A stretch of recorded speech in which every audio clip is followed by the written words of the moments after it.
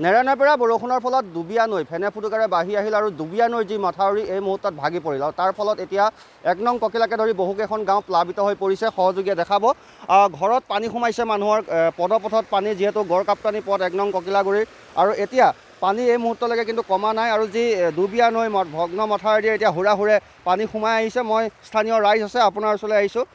পানী কিমান সময়ৰ পৰা বাঢ়ি আছে বাইদেউ আৰু কেনেকুৱা অৱস্থা আপোনালোকৰ? প্ৰায় ৰাতি 11টামান বজাৰ পৰা পানী সোমাইছে। প্ৰায় 40 ঘৰমান মানুহ ডুবি আছে। ৰাতিপুৱা প্ৰায় কিছুমানে উঠি চাইছে যে ভিতৰত পানী, কাৰোবাৰ গডেজ তিতিছে। পানীটো কিহৰ কাৰণে হৈছে বুলি ভাবে? দুবিয়া নৈ বান্ধ ভাগিছে। আমাৰ এই দুবিয়া নৈ মাথাউৰি নতুনকৈ মৰা আছিলে, এই দুবিয়া নৈ মাথাউৰি ভাগিছে। ভগাৰ কাৰণে বৃহত্তৰ এটা ৰূপ লৈ মানে পানীটো PWD পাৰ হৈ গোটেই ৰাইজ ডুব গৈ আছে। এতিয়া আপোনাৰ যথেষ্ট সমস্যা হৈছে। গৰু, ছাগলী, হাঁহ, মুৰ্গী, মানুহৰ অনেকটা ধান চাউলো তিতিছে। প্ৰায় এয়া ধান তিতিছে। এতিয়া ধান সেয়া মেৰামতি কৰি আছে। প্ৰায় নামঘৰো ডুবিছে আৰু চিমেণ্ট বালিও ডুবিছে, মানুহৰ তিতিছে। তেনেকৈ বহুতখিনি অনিষ্ট হৈছে। আৰু স্থানীয় আৰু মহিলা আছে। মই আপোনাৰ ওচৰলৈ আহিছোঁ। পানী এতিয়াও বাঢ়ি আছে, আমি দেখিছোঁ, আৰু ভিতৰত লাহে লাহে যিখিনি সোমোৱা নাই তাত সোমাইছে আৰু বহু লোকৰ পৰিয়ালৰ বাসগৃহৰ ভিতৰত এতিয়া পানী। গতিকে এইবাৰ প্ৰথম হৈছে নে ইয়াত আগতে হৈছে?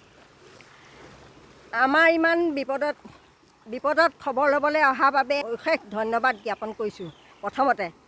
আৰু এতিয়া ক'বলৈ গ'লে আমি এইবাৰেই নহয়, এতিয়া ইয়াৰ আগত আৰু 10 দিনমানৰ আগতে মাথাউৰি ভাঙি গোটেই ঘৰ দুৱাৰ তললৈ গৈ গোটেই বয় বস্তু অনিষ্ট হ'ল। খোৱা বোৱা আমাৰ জেগা নাই, গা ধোৱা পানী নাই, গৰু বান্ধিবলৈ জেগা নাই, ছাগলী বান্ধিবলৈ জেগা নাই, হাঁহ মুৰ্গী কেইটামান আছিলে তাকো মৰি শেষ হ'ল। এতিয়া খাবলৈ আমাৰ উপাৰ্জন বুলিবলৈ আমাৰ চাকৰি বাকৰি নাইকিয়া মানুহ, আমাৰ পঢ়া শুনাৰ ল'ৰা ছোৱালী আছিল। আমাৰ বহুত সমস্যাৰ কাৰণে আমি বহুতখিনি বিপদত পৰি আছোঁ। গতিকে আপোনালোকে যে আহি আমাৰ খবৰটো ল'লে তাৰ বাবে আপোনালোকক বহুত নিশ্চয় ধন্যবাদ জনাইছোঁ। কেনেকুৱা সমস্যা মানে ৰাতি বৰষুণৰ কোবত পানী মাথাউৰি ভাঙি মানে গোটেই পানীয়ে ঘৰে দৰে সোমাই প্ৰায় 40-45 ঘৰ মানুহ ভিতৰত পানী সোমাই মানে নেজানোপাই বহুত বস্তু আথানি হৈছে আৰু গৰু ছাগলীৰ পৰা ধৰি আপোনাৰ দিবলৈ ৰাস্তাত জেগা নাইকিয়া হৈছে। আপোনালোকে খোৱা বোৱা কিবা কৰিছে? খোৱা বোৱা ব্যৱস্থা মানে কি কৰিব আৰু, খাবলৈ ববলৈতো মন নাযায়। পানী গোটেই আজি 4-5 বছৰ ধৰি আমাৰ খেতি নাই।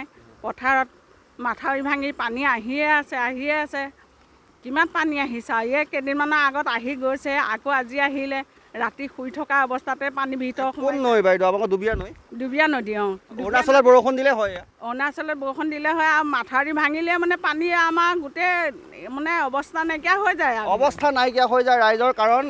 কাৰণ হঠাতে আহে, যিহেতু অৰুণাচলত যেতিয়া মুষলধাৰ বৰষুণ হয় তেতিয়া গহপুৰৰ যিসমূহ পাহাৰীয়া নৈ আছে সেইসমূহ ফেনে ফুটুকাৰে ওফন্দি পৰে, আৰু যি দুবিয়া নৈ আছিল ফেনে ফুটুকাৰে ওফন্দি পৰিলে, আৰু তাৰ পাছতেই গহপুৰৰ ১ নং ককিলাকে ধৰি প্ৰায় 10খনৰো অধিক গাঁৱত কিন্তু এতিয়া পানী সোমাইছে, যাৰ ফলত ৰাইজৰ এক প্ৰকাৰ নাজল নাথল অৱস্থা হৈছে।